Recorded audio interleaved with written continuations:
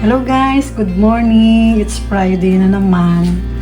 And ito na kikita ninyo ngayon, mag-iihaw kami ni Master Corex para maiba naman.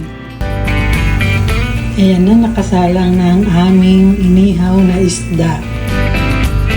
And as usual, gusto ko laging healthy ang aming kinakain kasi alam nyo na, mga junda na, mga senior na kami. So ayan, naghiwa na ako. Mix na gulay ito at prutas. So ito yung sausawa na ginawa ko. Amoy na amoy ko na yung inihaw isda. Mas masarap sana ito kung inihaw sa uling sana. Ayan guys, binabaliktad na ni Master Corex itong isda.